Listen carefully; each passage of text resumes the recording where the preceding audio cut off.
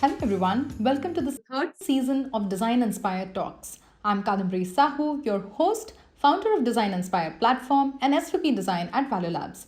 Design Inspire is an initiative to connect designers across the global design community, and Design Inspire Talks is a presentation and discussion series with passionate, innovative, and inspiring designers. It dives deep into their passion, inspiration, and what makes them go. It is an effort to understand how they are navigating their career path and how they are investing their creative energies.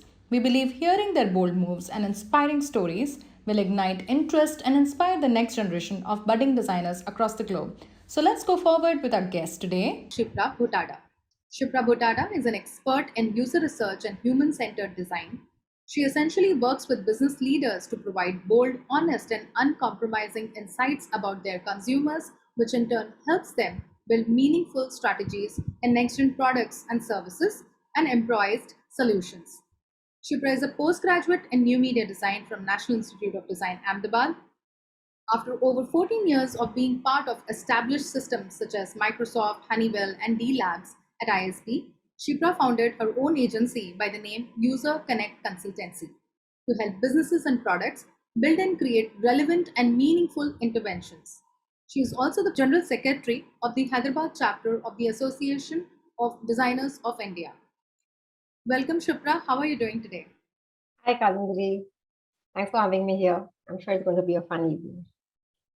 So, Shipra, we'll go forward with the first section of Design Inspire Talks, which is the presentation of your choice. We're eagerly awaiting. Let's go forward.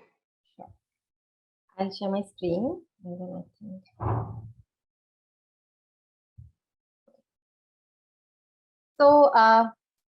being a user researcher, I always have to tell what I do. So I thought I'll start a discussion and have our conversations around this question that's always in loop. And so let's see what I have and how we all can grow together. So why do products fail? This was the first question that made me think of what goes behind what we're doing, and was the start of my journey as a researcher. So I was an intern in a UCD team about 18, 19 years back. And being an intern is a very exciting time because for the first time you see what everything that you study in your classrooms and you are in this industry setup, things that are actually happening. You have very inspiring senior leaders from design, from tech, and you see things come together. And I was a part of those teams where people were brainstorming, making stuff, and I saw them putting in many hours together. And then it was the day of testing the product in the usability lab. It was my first in a usability lab. And I was given the job of being the note taker, which means all I had to do was listen and observe carefully and copy everything 100% as is. And so we started, the day was great. We had 3 or 4 people whom we were to show what we have done and get their feedback and the reactions. And I was pretty excited when I started. It was the first person, second, third, fourth. The story is the same. They were struggling.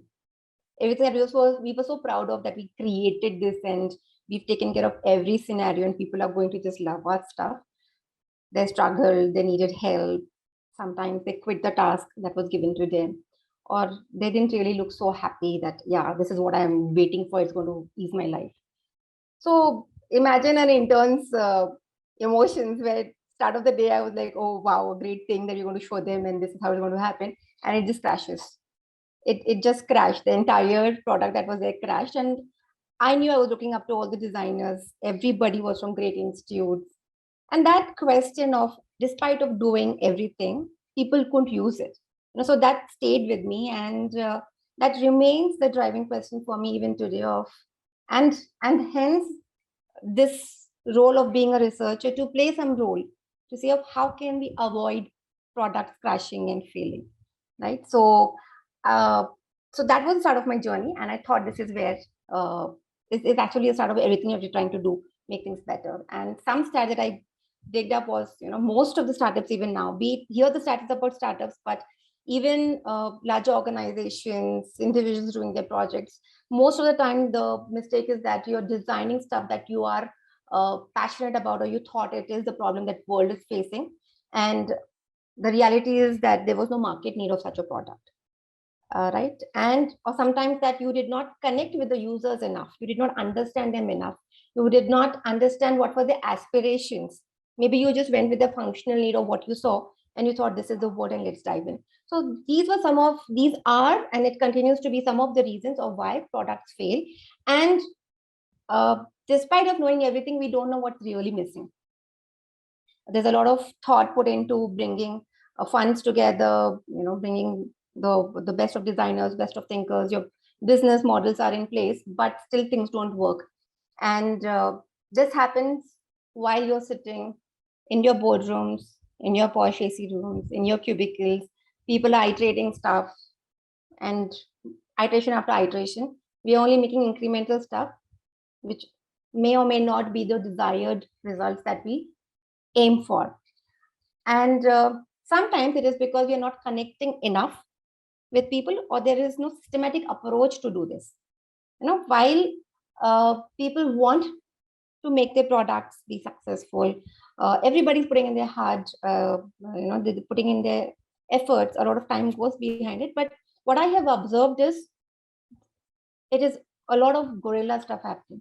You think you do, it's one person driving stuff, another person feels like this, and it's people driven. The one person who feels like, sometimes hierarchy driven, but there is no approach that binds all of this together and gives a high level of confidence of whatever we want to do.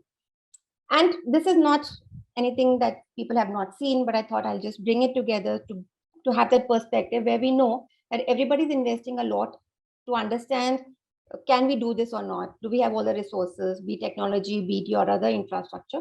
Do we have all of this to make this happen? We are looking at, oh, what is a business that I'm going to get into this? But most often, even now, people forget who's going to use it.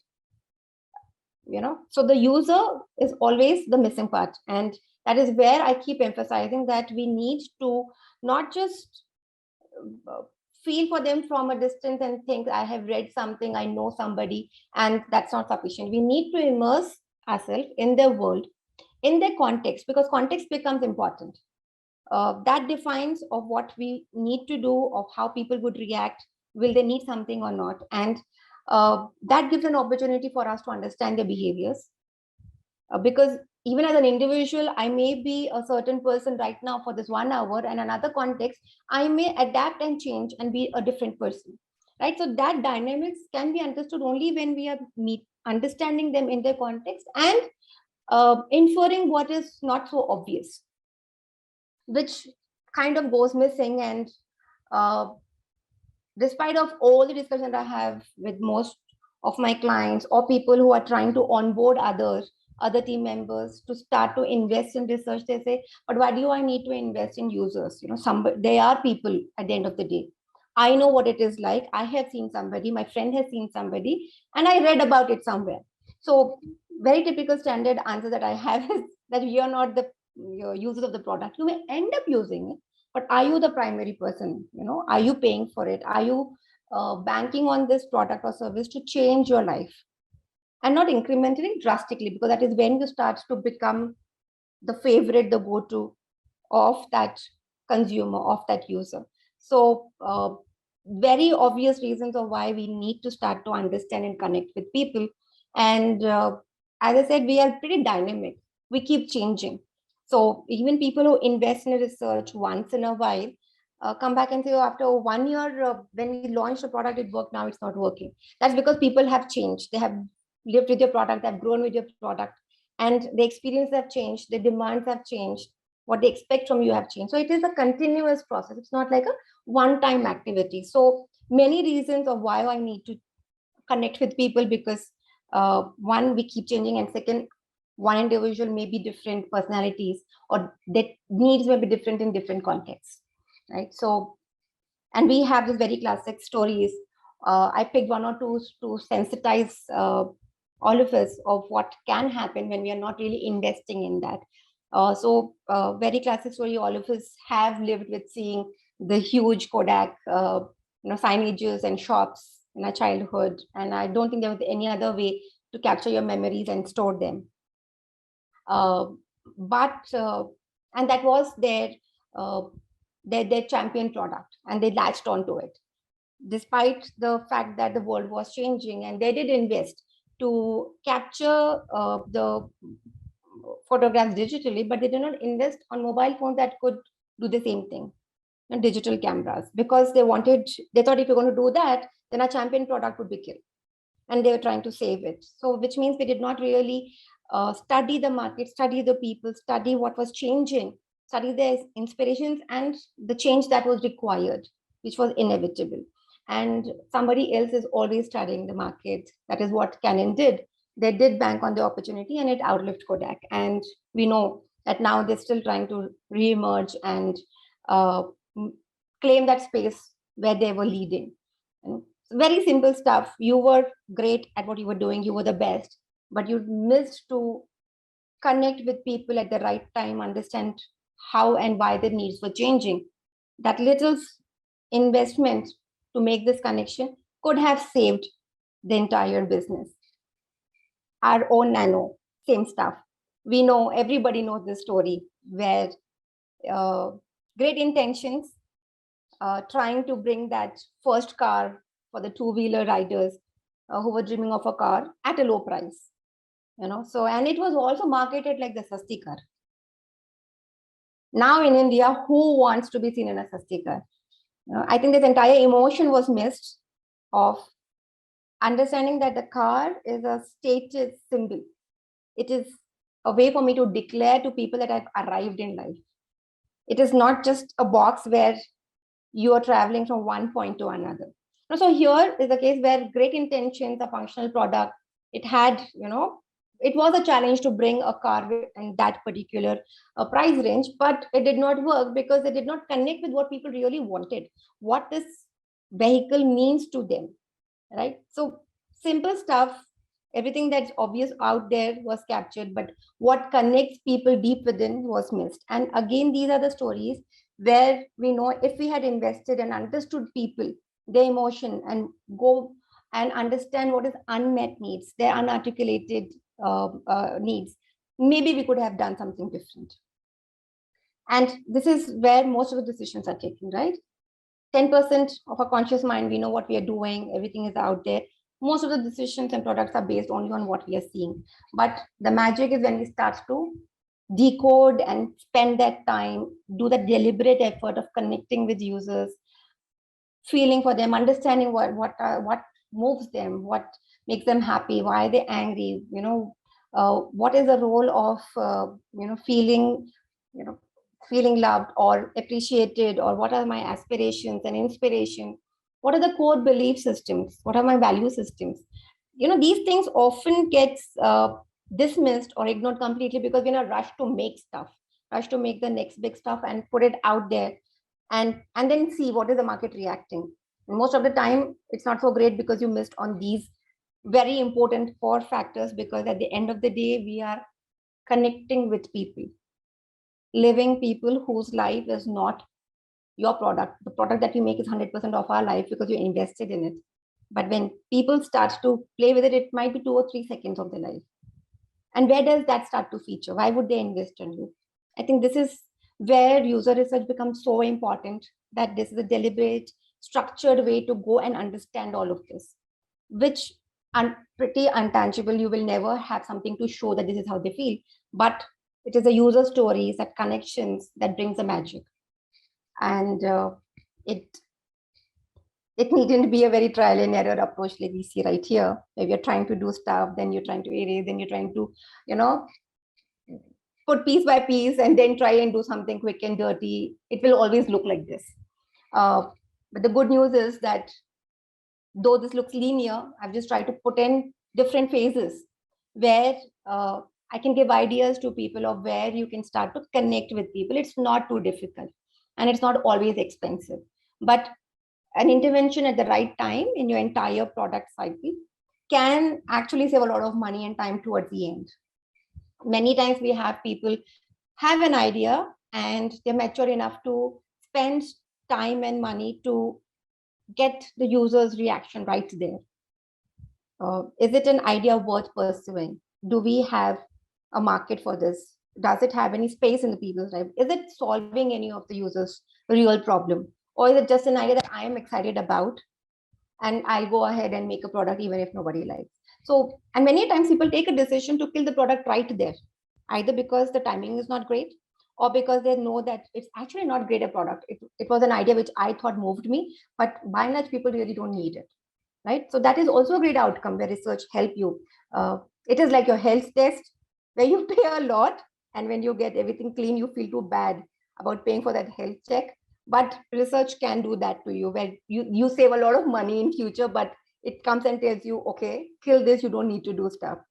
And or the next step where we move in a process is where you have gotten good reactions from people on your idea. You have a concept, which is usually a wireframes or prototypes, and there's a lot of iterative work that we do even at this stage, right? So which means you've not really invested to make a full product. You've really not had your people to code the product or build the product or launch the product right at this concept stage, where you could have multiple concepts, not just one, because one problem can have multiple solutions, and there can be many ways to realize those solutions. It may take different shapes and forms and platforms, channels. So this is a good time when to play and understand what are different ways a product can be accepted.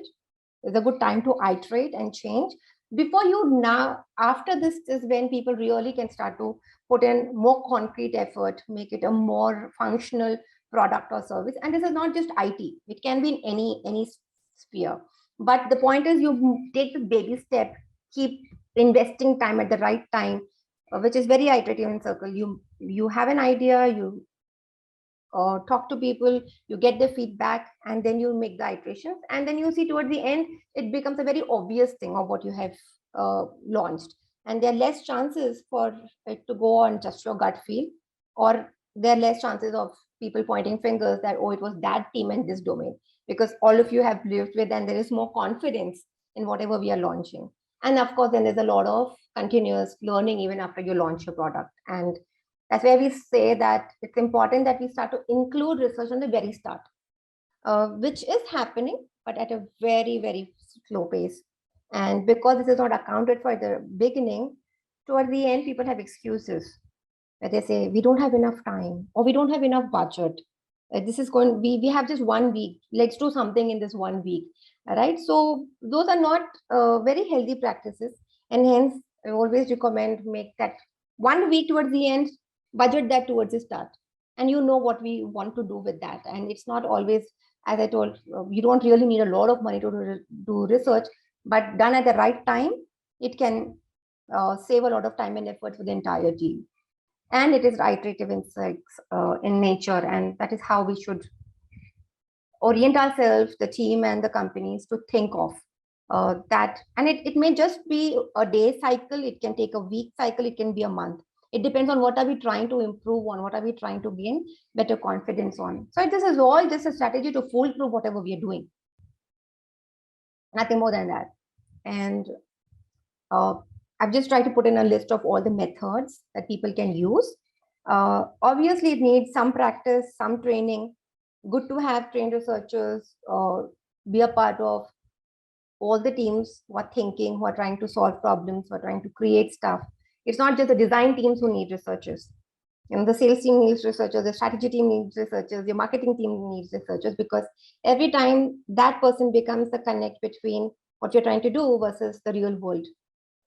Right? So I think it is not a particular team or a domain jobs, but a researcher ideally should be wherever people are thinking and making decisions.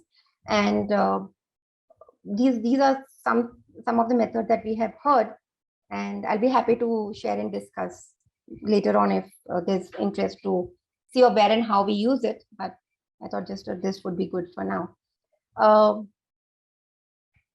Outcomes are always a very important stuff that I ask all my clients when we want to say, oh, we want to do research. Like, so why do you want to do research? What is it that you really want to achieve at the end of it? Because that is what defines, sometimes even if It's the right time to do research. Do you need to do research? And what are you expecting out of it? Some of the common outcomes that we encourage people to have on the list is that one, you want to know that your solutions are relevant to the users. And people want to uh, the entire learning curve that users go through when there's a new product. How do we minimize that learning curve so that it becomes a very natural experience for people? And this can be done because once you start to understand people, aligned to their habits, aligned to their ways of working, aligned to their behavior, then it becomes a frictionless experience. And the learning curve can be dropped, and you can see the business outcomes or the business growth and your numbers much earlier than you would have anticipated. So that should be an expectation from a research as an outcome to say, how can I drop the learning curve, be it any product or service? Can they identify who are the people who are using the product? And that is sometimes that's actually become a very common brief that we receive. Who are my users? I have launched a product. I've been around for 1 or 2 years. I know we are doing great, but can you give me the face to the numbers I have? Can you start to decode of who these people are? So that is a very interesting outcome that you should expect as an outcome from researchers. Identify and understand who are your different types of people or the segments that are usually used for this. And then there are these ways of how you can bring in more agility to the business, because you're continuously understanding the dynamics that's happening in the user's environment, and your business is coping with it. So which means that you're never sitting at the end of the year and say, oh, what happened? You're always in that a continuous conversations with people, and you know when to change and adapt, so that it's never too late, and you know the changes that you need to make at the right time. And it should provide some good guidelines for the strategy. A good research is not always something that fixes things. I think good research is something that should become your way to think, should become your guidelines, should become your way, the only way for you to start to think about users and your product. And some of the research that we've done has been relevant for 6-8 years now. That report people still refer to because that becomes a guiding factor, irrespective of the product that is changing, because that becomes your only reference document to understand who your people are.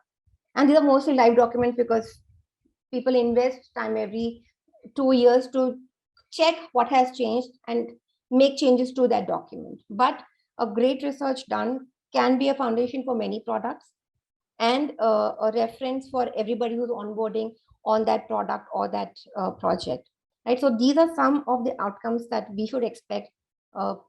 We should not be restricted, or we should not expect very minimal things like, oh, is my UI fixed? Is it a usable product? What is the score? What is my usability score? Now, all that is done, that should happen. But I think we should expect more strategic stuff from research, more foundational stuff from research, more stuff that actually impacts the businesses and the strategy. That is where research plays a big role, and we're yet to leverage it to that level. I think we've done a great job of using research when you need to fix stuff, but more and more research leaders are required and are called for right now to start to play at the strategy level, start to be a part to visualize and to see of how we are going to grow as a company. It is no more restricted to a product or a feature, right? So all the aspiring researchers, I think there is a huge responsibility on them versus what it was when we started. My best title was usability engineer, and I don't think we start from there now. And the focus should be on designing experiences and not products. I also wanted to take this opportunity to bring this focus that though research by and large has been adopted and used by the IT a lot, it is not restricted over there. Wherever there is a scope to solve a problem, make the process better, save time, save energy, minimize people's learning experience, take care of people's emotion, have an opportunity to live better life, save a few hours of your day. Wherever there are these questions that you think are obvious but you don't have an answer, I think research has a role to play across any domain or any sector or any particular phase of the product life cycle. And I've been doing a lot of research in medtech. I have no idea about what happens. I mean, I'm not a medical student, but as a researcher, as a designer, you know that where you have a process that can help people do better with their product work, be it power tools, be it medtech, be it agriculture. Uh, we know that you are somebody who can connect with people, understand the behavior, and bring that learning, bring those user stories back to then make meaningful products and services. So I would encourage people not to think and bucket research only in the IT sector, but start to think where are the different opportunities where we can start to make people's life better. And whenever you get a chance, I think we should start to have every opportunity to connect with people. It could be a simple walk on the road, a guerrilla research. I don't encourage it, but even that is a good start when you don't have money or when you're starting to convince people to have enough money. But a structured, systematic approach is great. Starting at any point is okay. Talking to two people is enough to start with, because even those one or two interaction sensitizes you to know who you're really designing for. Just last week, I was on field and we had a fresh graduate join me on my field research. He's a UX designer. And for the first time, he's actually seen the user who possibly use the product. And after the entire day on field and, 4 5 interactions a day, at the end of the day, I asked, so what was your day like? He's like, now I know these are the people I'm designing. So I'm going to remember their faces. I know the kind of homes they live in. I know how they struggle with technology. Now I know who they are. And I'm not just going to design looking at the blank wall. I am now going to visualize who these people are. Now, so that is the power of at least one or two research. So move out of your desk from the comfort of being in the AC rooms, meet people, understand them. So I think with doing just these few little things, we can start to see of how we can feel empowered, leverage a discipline that's out there, become user researchers, practice user research.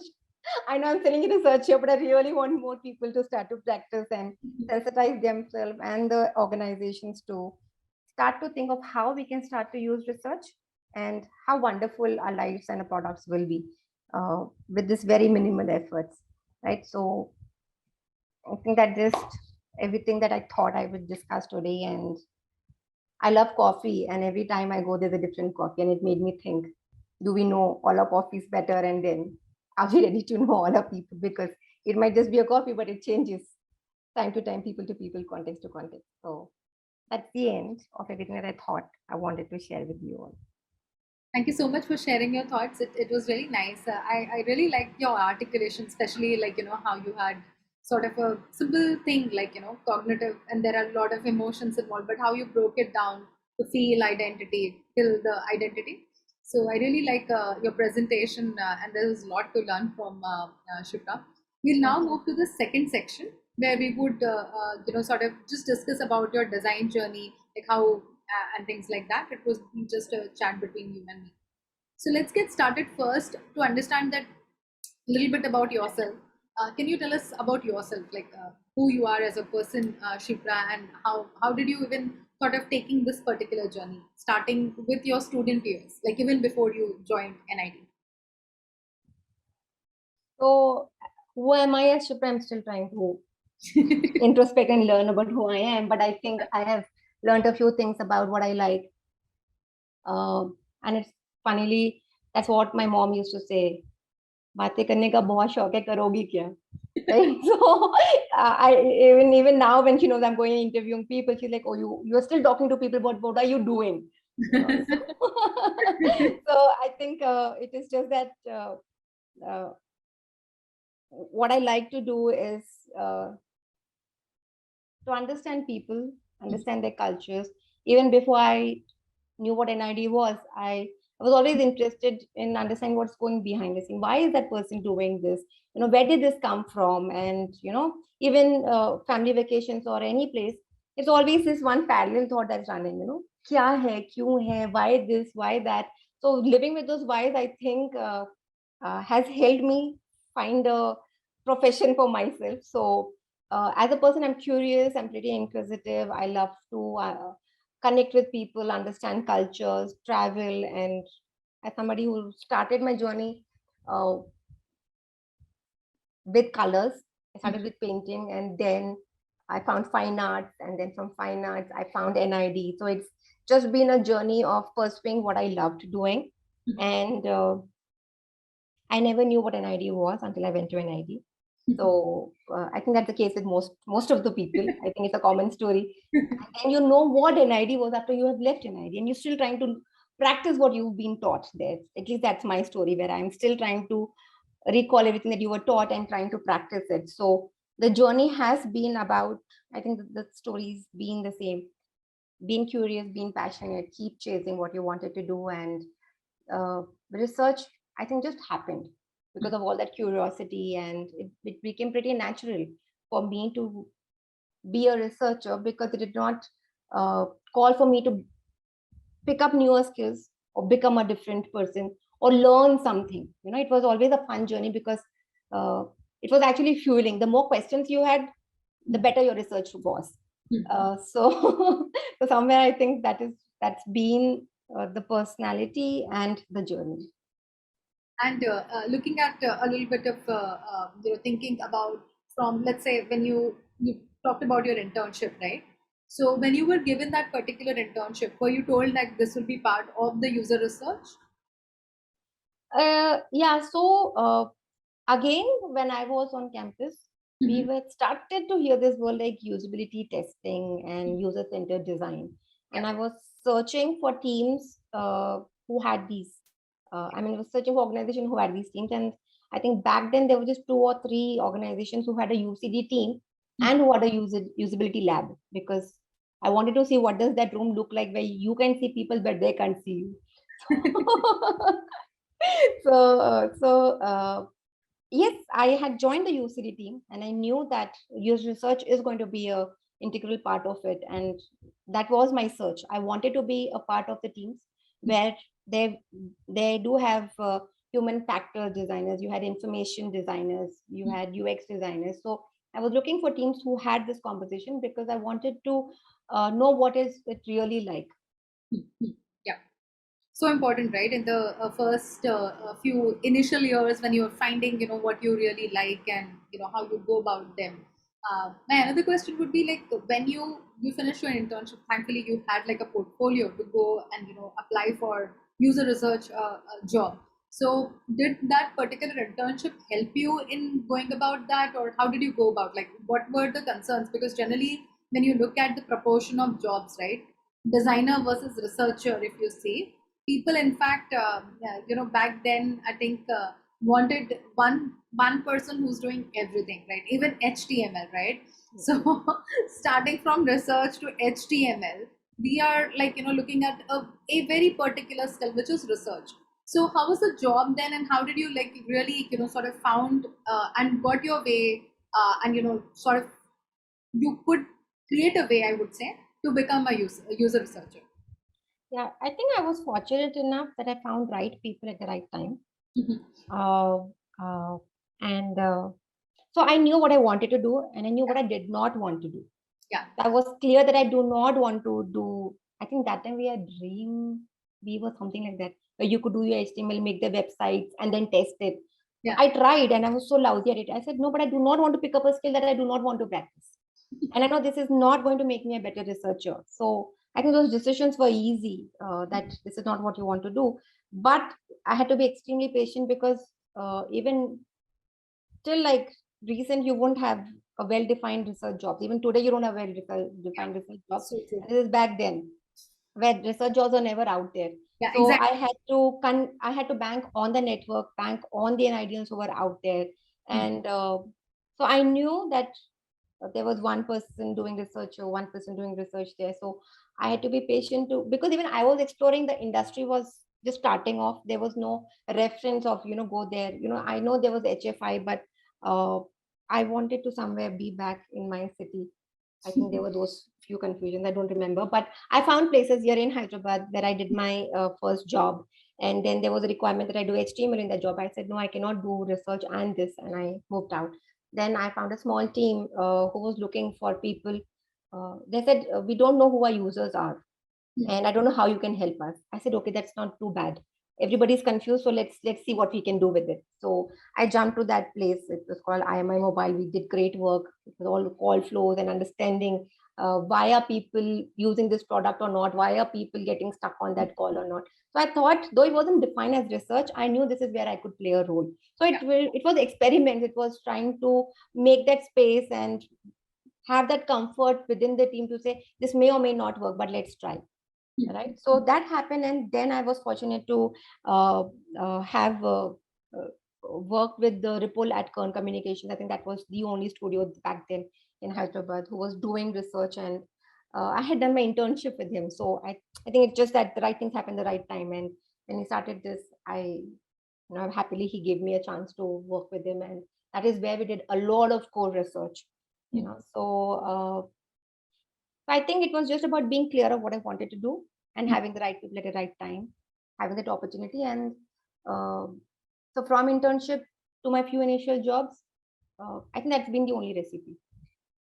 Yeah, I think it's also I think apart from being fortunate, I think one of the things that I feel as a person were very straightforward with you. You didn't wanted to try something else because you knew that this is your calling in a way, and then sort of taking little by little, even if it was experimental, you had that courage to follow that particular way, right? That's Rather right. than giving in and saying that okay, let me do HTML also and this also and that also, right?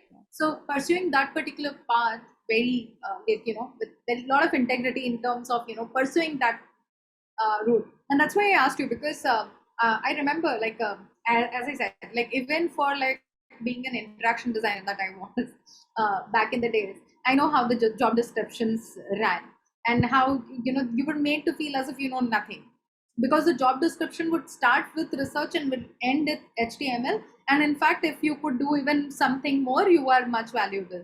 So those kind of practices, of course, with the time, it went down, and now we do have understanding. Yeah, there's maturity around what things and how it got to be. So now, like looking at some of the qualities, obviously you what you talked about yourself are also like some of the great qualities for being a researcher. But like for our audience who would be listening, and there are many people who want to understand, like how to be a great researcher, or what are the qualities that are required for a researcher. I would want to understand that from you. So the bad news is none of these is taught. Yeah, of course. There is no formula. There is no book.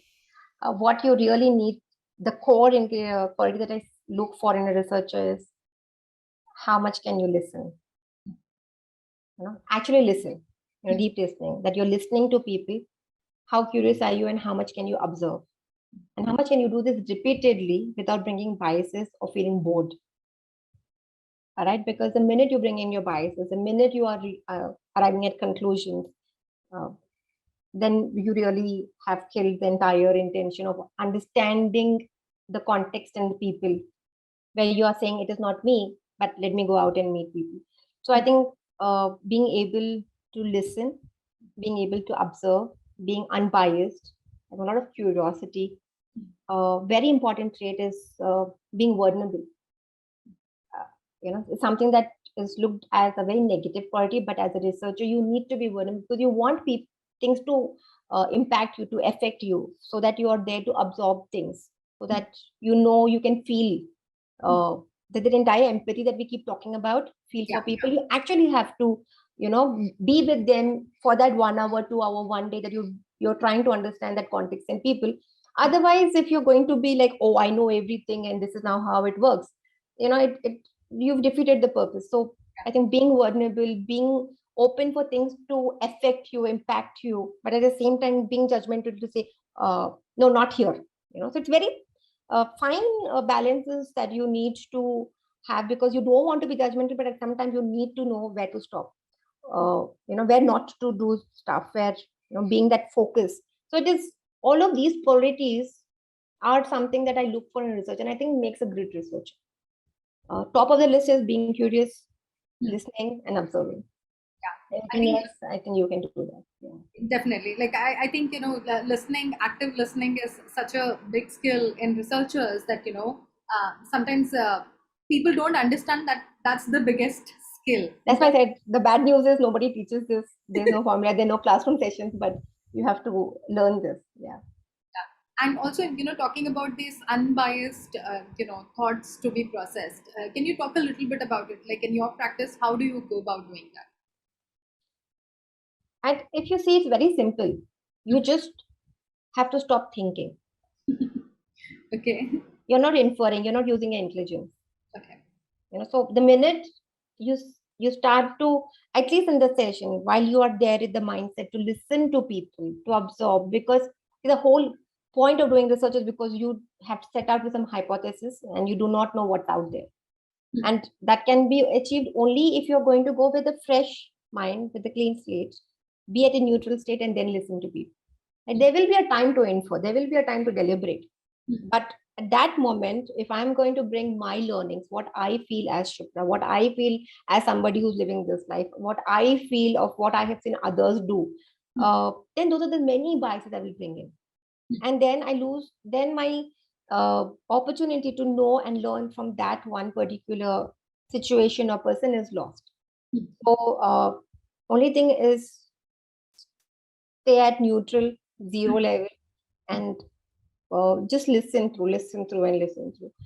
And we do this, and what I always do is I make a lot of notes as I'm listening to, which also satisfies that urge to be intelligent.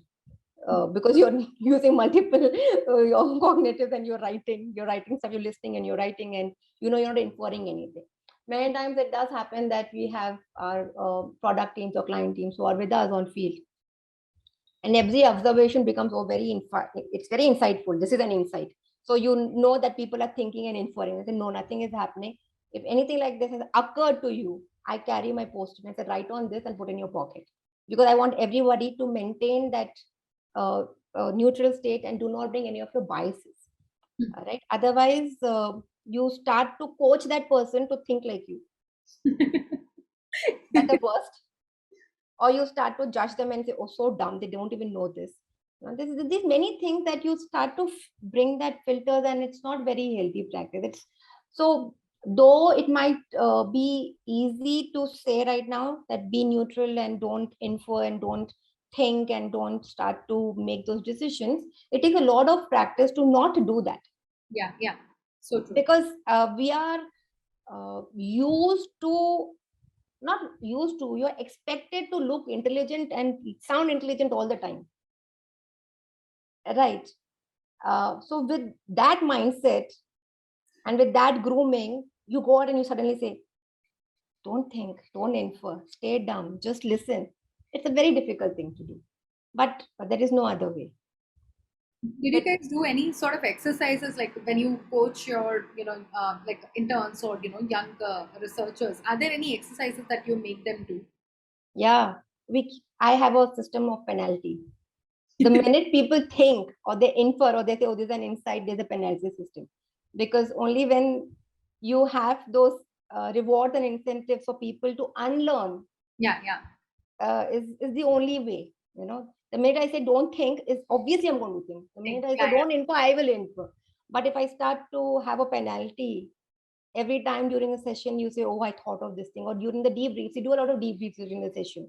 Yeah. And the debrief is only going to be collection of all the thoughts and everything that we heard. But in that, if somebody comes with a product solution, if somebody comes up with, oh, this is an insight, we have a list where we maintain a penalty sheet. So that's what has worked for me. I'm sure there are many other ways, but this is how I train my people, by saying, we are not doing this. There's a huge dump given. We say, this is the mindset you need to be in. This is what we do. This is not what we do. These are some healthy practices. I know you will need 3, 4, 5 sessions to do this, but after that, there's a penalty system. It has worked. Good to know. Like even from like a designer's point of view, right? Right from the start, when you hear a problem, if you're giving solutions, I think there's a problem. Yeah, because you're giving solutions based on what you know. exactly. So you don't even know what you don't know. Yeah, and if exactly. it's a foolproof 100% solution that people will use.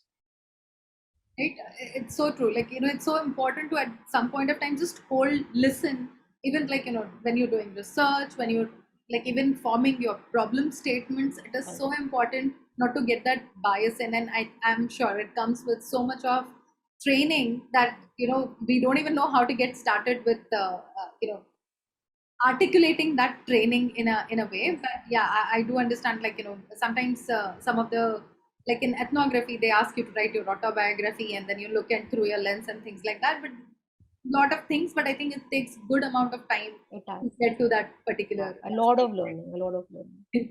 I want to know, like, every profession changes us as a person, right? So how research has changed you as a person, or helped you, or whatever? I think it's made me more grounded, more humble, because with every project, I meet so many people. I listen to so many people. I get a peek into the lifestyle. Uh, so, all this judgment and biases we talk about, it doesn't end with that project, right? It starts to impact you, and you become that person little by little. Yeah. So even with your day-to-day relationships with my daughters, or with even your house helps, or anybody on the street, there is a way. You're more accommodating, more empathetic, because you're giving more time. There could be another way of looking at it. There could have been some reason of why things did not roll out the way you thought it should. Right? So it has made me more empathetic, more patient, giving more chance for people to actually have different ideas, not being too stuck with what you think is right, or so that, and being vulnerable, I think, where you let people impact you, but in a good way, where there is more to learn. That is the only way that you will grow, because you're letting others people, their stories, their energies, to have some magic on you. So you're more open to all of those things. So I think most importantly, it's made me more open, more empathetic, more accommodating, and it's easier. It's been a spiritual journey.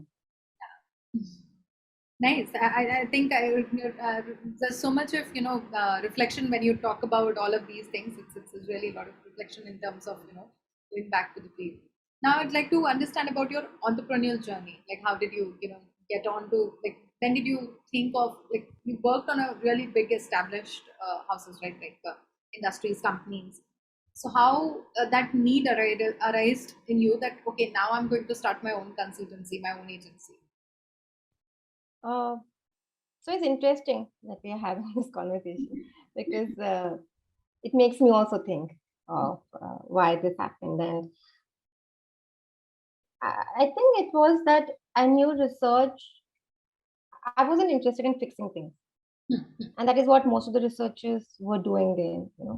There's a product that's been thought of by the PMs. The UI team has created something. Now you go and fix it. And whatever you do, you need to come back and prove people that, no, this is how you want to do. So I wasn't interested in doing that. Yeah, it's important you do it, but I knew research should play a bigger role. That when played at the right measure at the right time, it can impact those strategies. It can impact our thinking from ground zero, and then maybe you can avoid fixing things. Right. So, but there were not many organizations who were ready to have a role like this. And I'm a true Hyderabadi. I did not want to leave my city. So that was one layer which I said, I'm going to be here, and whatever opportunity is going to be here. So maybe there were opportunities in other cities, other places in the world, where research was a mature organization, a mature team, and they were research leaders. But what I wanted to do, being in Hyderabad, I did not find those opportunities. So I created that opportunity. I said, then if nobody's doing it, let us do it. Let us be patient, and let us see. I knew it's going to be slow, because last 5-6 years also the industry has matured drastically. Yeah. Then there are more people who talk about research, more interns who want to actually practice research. There are more people who want to practice as researchers, even in the early jobs.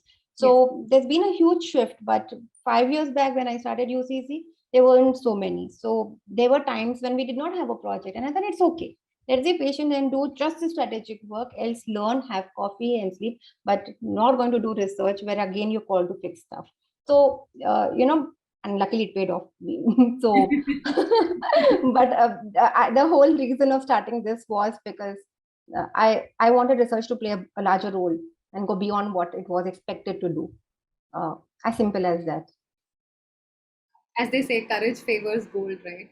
So Uh, when you look back, like, starting off the entrepreneur journey, of course, giving up your job and, starting your own agency, or, that itself takes a lot of courage, right? And then, going about winning your some of the few clients, because now it's not just about, like, just doing the research, because now it will entail a lot more than that. You become the evangelist who goes to the, like, companies, try to make them understand, which larger, bigger companies might have not, been able to understand. So, can you talk a little bit about that particular journey, like how you made it happen, where you had to be like an evangelist to like a person who might have done multiple roles when you set up a organization? yeah, that's when it continues to be that way, because one, as design and research, you need to understand to even know if there's a role for you to play. It's not just a commodity where you have a business development team and say, oh, go talk to 10 people, somebody will give you a project, right? Yeah. You need to have the perfect marriage between what you can offer and what people uh, what they expect from research. So that needs that kind of dedicated time and effort to invest, to understand if this is the right thing for UCC to do, and it's the right thing for for the client to expect from you. Because as I told, I want to impact the strategies. I want them to demand that from your research, I want the numbers to change. From your research, I want to better understand my people. I do not want them to expect that, oh, from the research, I know how to do the feature, you know. So when I'm expecting that they demand this from me, I need to make sure that uh, all our expectations between the client and us is in the right place. Because my research goes wrong, my insight goes wrong, it's going to impact somebody's business. It's not going to impact just a feature, right? So that needs a lot of uh, time at the initial stage, where you want to see if it's the right team on the other side, if the research expectation is right, if the time expectations is right, if there's already some culture of knowing what research should do for you. Because the bad news is that even great research can just live in the inboxes if people do not know how to use it. Yeah. Or when you have to go and prove people, because research always brings very uncomfortable truth to the table. And then it starts to question people's expertise and what they know till now. And for people to accept the outcomes of research and use it productively to make the next move requires a very different culture and mindset, which you cannot bring to the table. The organizations need to have had some start to it. You can add to it, but you cannot build that. You can, but that's a different investment. So all of this goes behind. I mean, much before we decide to get started on a project. So that itself is pretty time consuming. Then you know that you need to build your team, where research is just starting to happen. So most of the researchers out there, uh, the complex the research becomes, you need to have more nuanced thinking. People who can actually live in that mess for longer and not looking for quick outcomes. And so that curation of the team takes time, where you need to be patient, you need to onboard people. And again, research looks too glamorous from outside. Oh, you get to travel, you get to meet, but it's a lot of labor on the street, where when you're on field, you don't know when you're going to have lunch. Is it at 7 p.m., 8 p.m. could be your lunchtime. You don't know when you're going to move around. You don't know if you're going to get the loo. I mean, as researchers, that's the biggest problem, where you're on field and you don't know if where you're going to sit, what you're going to do, is there going to be a loo around you or not. So you don't even know if you're going to sip enough water through the day, right? So that is what happens behind all the glamorous reports you put in, and then you claim, oh, we did this research. So when people start to do this, this is too much of hard work. This is not what I thought research is, right? So curating those people who are enough crazy and enough passionate and have all the qualities that we just discussed is not as easy. And then you're a studio, you're not that very flashy big brands, they say, just by the brand value people come in, right? So there are many struggles as a small studio setups where it's not easy to build that team. So a lot of my time goes behind, because what happens in smaller teams, everybody needs to be equally passionate, an equal partner. You cannot have people wait for you to give them something and then do something. It has to be a high functioning team. It can be a small team, but it has to be a high functioning team, a high performing team, right? Because even if it's 3 or 4 people on a project, it's the same impact that the client expects from you. And you want clients to demand that from you. So that curation of the team, then and multiple timelines together, and every time, despite of every good work, there will be some crisis. People will not show up, the recruitment may not have it at the right time, uh, there rains and the time when you want to talk to people, there's no internet, you need a rescheduling. So you're trying to project manage and keep the team motivated. There is all this crisis. So as an entrepreneur, you end up doing everything. Getting the project, getting the team, making sure that project management is having is taken care of, that we're delivering on time. And as a record, we've never missed a timeline, never given something that we were not proud of. So that takes sometimes extra effort and time for you to do that.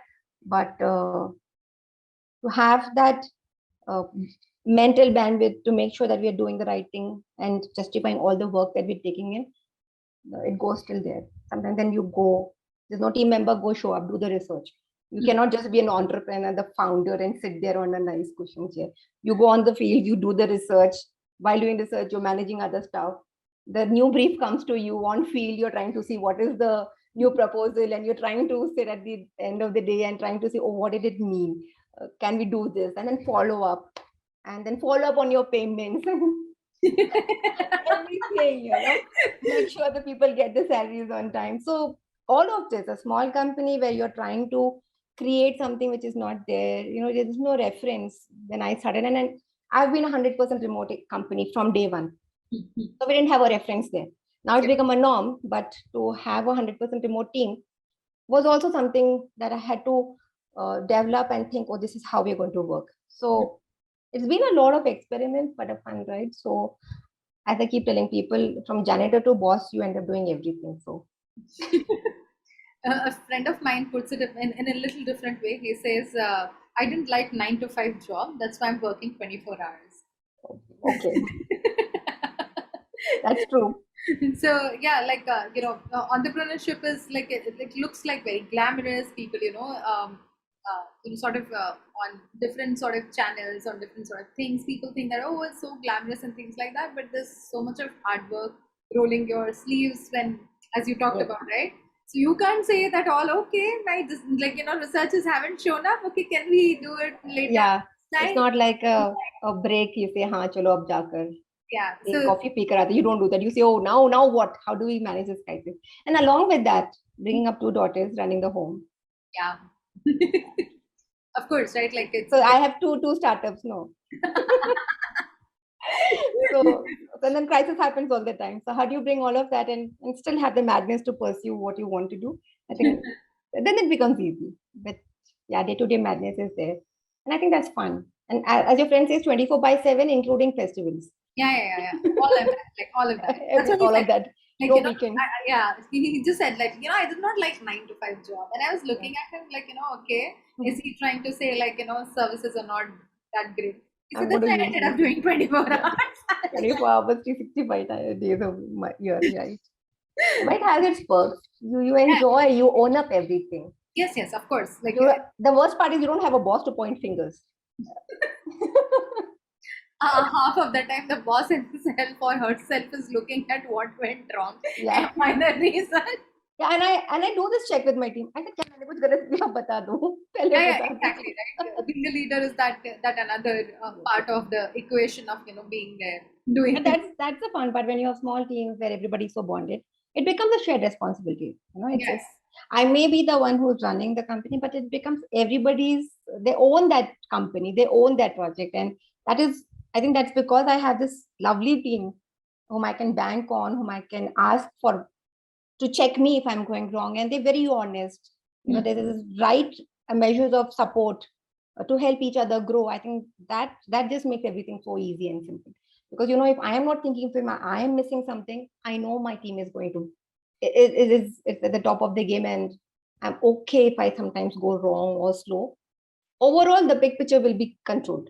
So it's important to have a great team, and I'm blessed to have a great team. Can you talk about like some of the stories like from the fields where yeah, something when you were on the field, something interesting that sort of struck up and it sort of gave you either ideas or you understood that some sort of over the research you understood that okay, this was great finding. Like any experiences from the field would be great. I think consistently what I think is we underestimate people so much.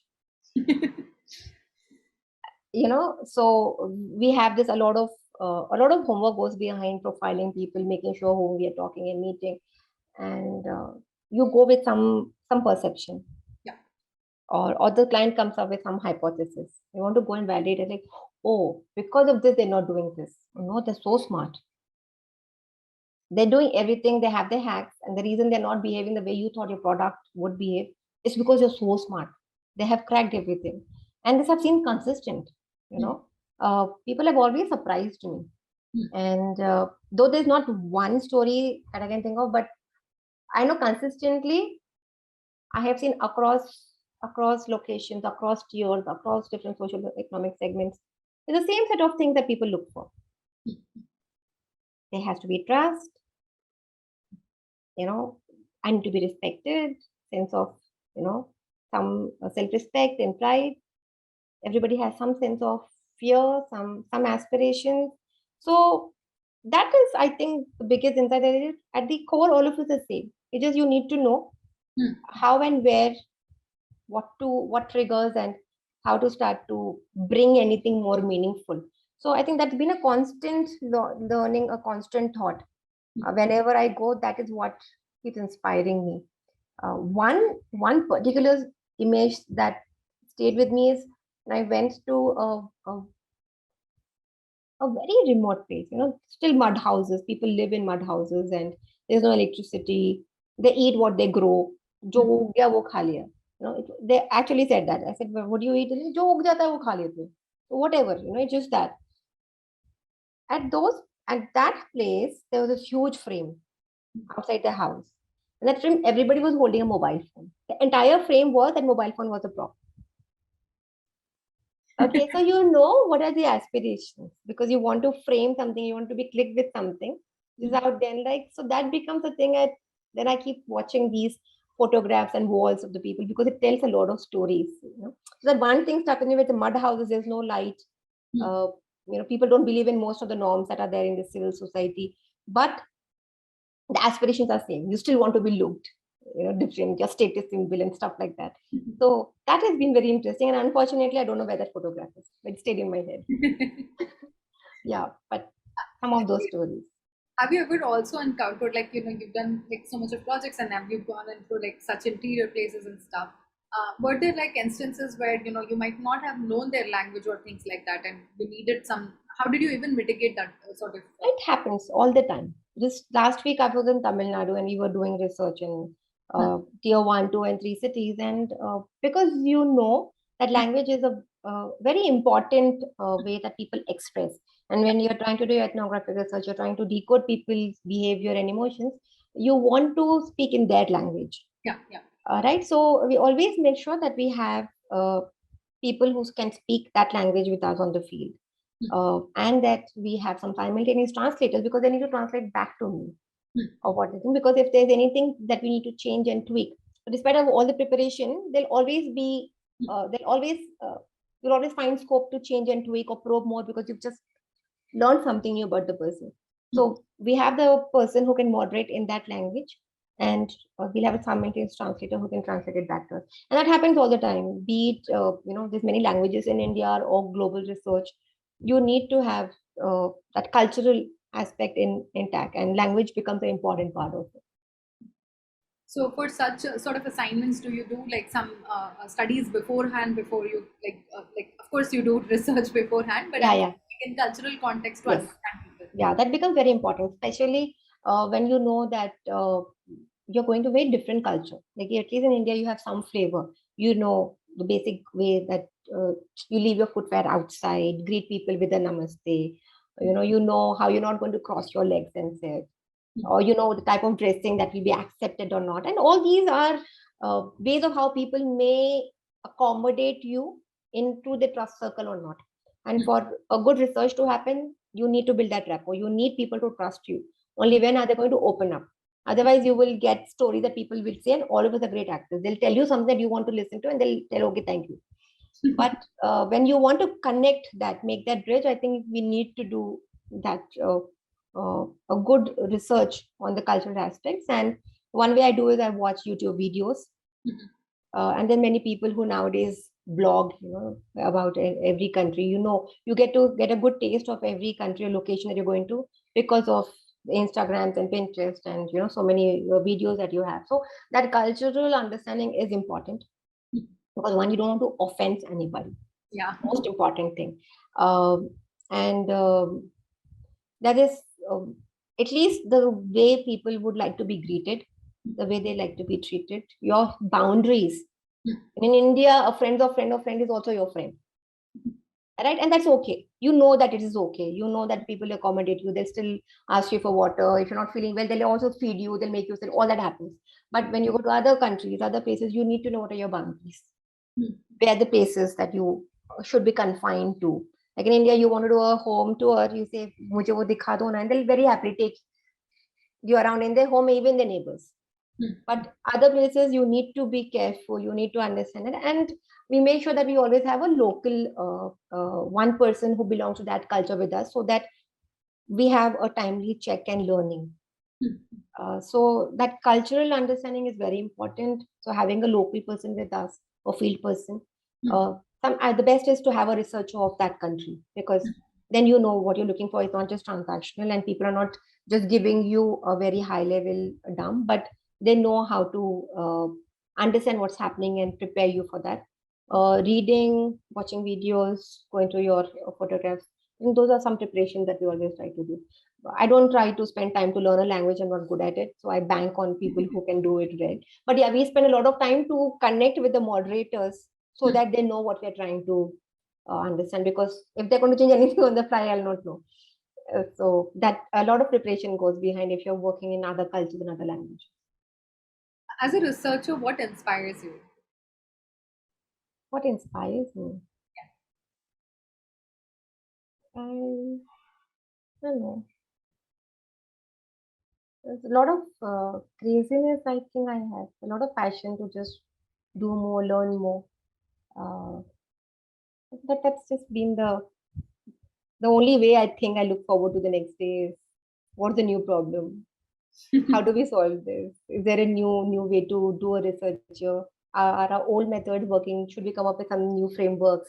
Right. So that's the fun of trying to learn and explore and and actually push that bar. I still want research to be accountable for business. So Yes. how do you do that? How do you make every research happen that is closer to that point? I think that's one drive I have, and maybe that's an inspiration. I don't know. Can you talk about a little bit about your day, like being a entrepreneur and a researcher? How your days, like how do you spend your time? My day starts pretty early, like 4:35 is my best hour. Like 4:30 a.m. Wow. Yeah, that's my best time when I have to think anything fresh, or we have a very strong review culture in our team. So any reviews that's my best time to do all the reviews, all the thinking in the sense when you have a new research requirement, you need to think of the entire research strategy uh, of uh, of thinking of what was asked, what do they want to do, What is the kind of time frame we have? Bringing all that together, you need to come with the research strategy even before I write the proposal. Right? So that's the best time for me to think. And if I do that through the day, it takes 2-3 hours. Morning times, it takes like 15-20 minutes. So that's my thinking time and doing time. So 4:30 to about 6:30, that's my time to do that. And of course, then my girls are up, they're off to school. So all that happens till about 9, 10, back to the other stuff in life. And we officially start our work at 11. So because everybody is remote, there are no strict work timings that we have. But we know that if we have to have a common window, 11 onwards, we should be available for each other. So before that, anybody wants to work, you work. People sometimes, I have team members who sleep at 3 and I work at 4:30. So we are technically officially 24/7 company. So so that is that's so 11 onwards, and a lot of interaction with the team, back and forth, taking care of, like I described, everything. Is the recruitment happening on time? Has there been anything that needs attention? Then there are interns that you want to handhold and work with them. And we always try to push ourselves when it comes to the report that we push out, because that's the only thing that is tangible. So it's not so tangible. So we try to have newer ways, newer frameworks. So we spend some time brainstorming, bringing things together. Uh, if the research is on, a lot of debriefs happen because that's the time when you want to capture what's come out. Then work with the team to then diasynthesis. So I'm a pretty hands-on researcher. So my day is spent to even do synthesis with the team when required. Uh, Writing proposals, raising invoices, chasing your payments, all of that. And then I take a nice break around 4-ish. And when I have to get back to work, I get back around 7, 8, and then work till late if required. And so I like to have a good loaded morning and then go easy towards the evening. Yeah. Nice, like early. You're an early riser and you start your Yeah. work quite early then. Yeah. And then when you're traveling, then there's no routine. You just go with the flow. You're waiting for one participant to another. You're traveling days and nights. So those days are different. Now, if you were to give like some advice to your 5 years younger yourself, like when you started probably in UCC, what would that be? So I started to build team a little late because I wanted to gauge if the market is ready to call research for more strategic work. Yeah, yeah. So I took a little longer to build a full-fledged team. And so the market responded more aggressively than I thought it would. I wasn't prepared to take multiple projects at a time.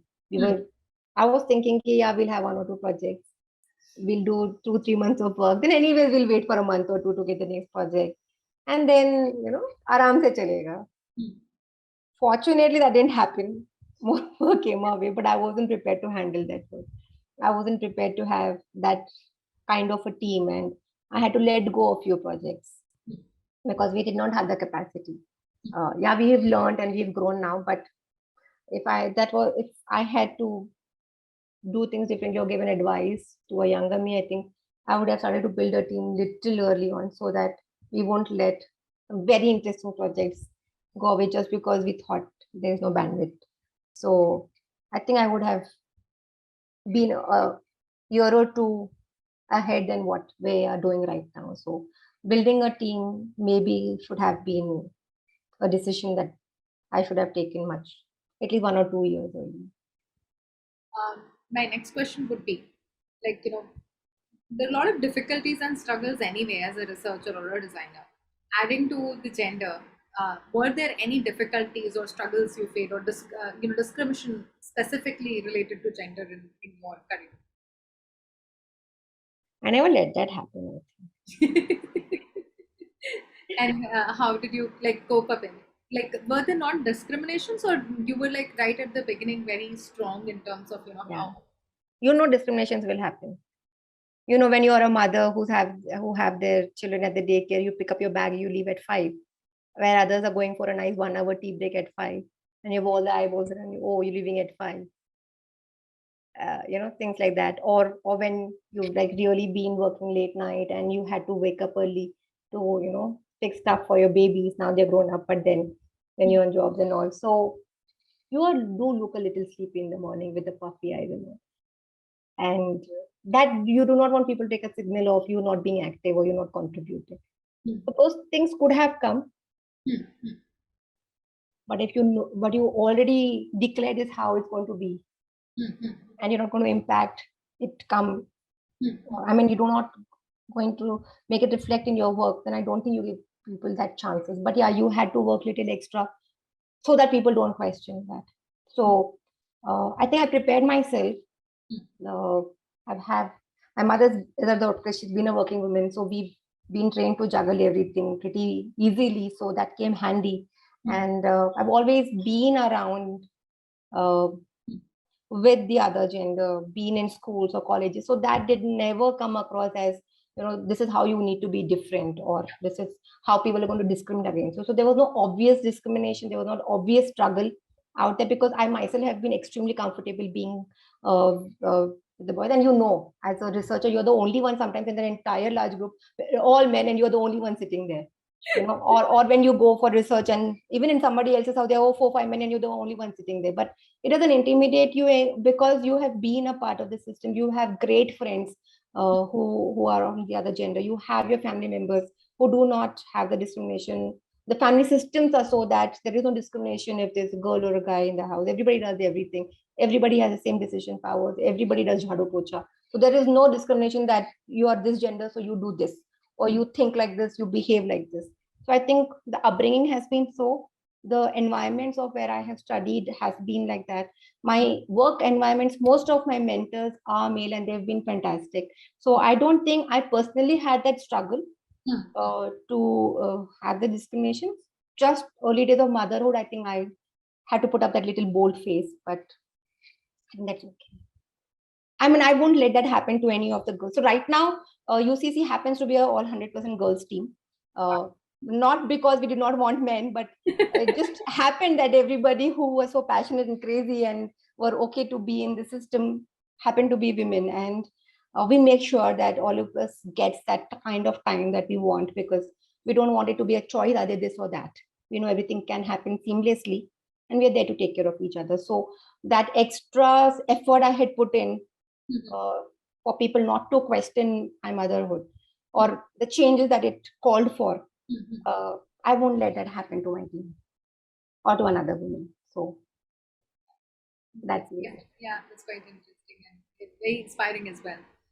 Now, I'd like to ask you like two tail-ending questions, actually, one after the other. One would be your advice to the young designers, any young generation designers, just budding designers. And second would be media recommendation. Media recommendation as in any blogs, any books, any movies, even if they're not part of like particularly research, that's fine. But something that maybe you enjoyed and things like that. We really look forward to that. Sure. So I think my only recommendation for young students would be, don't be excited with the tools. They think Photoshop, Figma, Illustrator are the end of world, and you can create anything. Like I keep telling that to all my interns, realize the power you have as a designer. Yeah. Whatever you create is going to become a reality, and all of us are going to live with that. So it is not a Figma or a Photoshop that's doing that job. It is your thinking, and that needs to be clear. You need to spend a lot of time to think, to make that decision, to understand the space. Make sure you have enough reasons to do what you're doing, and then making that happen is one of the things, but not the only thing. Don't chase pretty looking stuff. Chase what is more purposeful. Right? So, and that takes time. Yeah. Obviously, it takes time. It needs that patience. But I think at the end of the day, all designers are problem solvers, and that every opportunity to solve a problem, you need to give that time and space to think and solve problems that actually are worth solving first. Don't get excited about everything that you think, oh, it's go solve karna chahiye, First, select the problem that you need to solve. Is it worth it? That also needs some judgment and time. And then spend enough time to think if that's the best way. I think, again, a very important thing is do not hesitate to connect. Many people don't connect. I mean, it's irony, it is an irony that we have so many social media and the world is connected. But when you need help, when you need, somebody to guide you, an expert, people don't want to connect. They feel it is beyond my prestige to ask for help or say I don't know. I think it's okay to tell people I don't know and I need your help. So ask for that help, like that mentoring, that learning, and most often people are happy to extend that learning. So I think only then can we do what has not been achieved. So else we'll be in the same loop, same circles. So so one is go slow, think, solve problems that are worth solving. Figma, Photoshop is not the end of the world. We are problem solvers.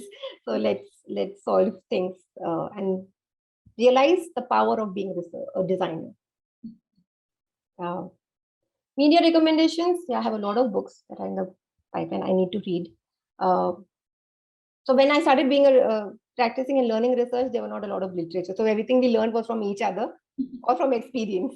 Now that you have money to spend on books and you want to read, those books have become little redundant because ye kar liya hai, seek liya hai, and then that is there. So not a lot of research books, but I do like to read books where they talk about potential of design in business. Application of research on beyond just the IT, or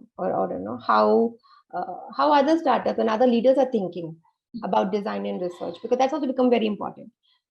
We've been groomed in the design community where everybody were doing things with this equal energy, if not equal, similar energy. But now design has become much larger and it's not confined to designers. Other disciplines are actually using and leveraging, and they have their own versions of it. So I spend time to read those blogs and articles and curate books on that level. I like to watch biographies because and that's very inspiring when you see people.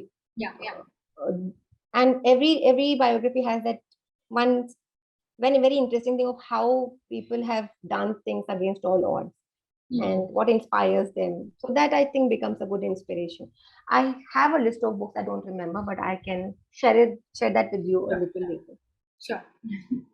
All right. Thank you so much for sharing with us your thoughts today. It was wonderful listening to you.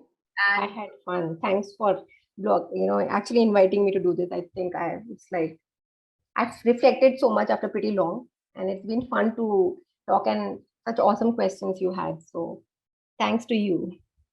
And here's just a small token of love and appreciation, from our side. We confirm about you the title of Inspiring Designer. You've inspired us through your work, through your deeds, and also with your words today. So thank you for. Thank you so much. This is lovely. Thanks. Folks watching us today, I hope this has inspired you, and stay inspired. Keep designing. Until next time. Thank you, guys.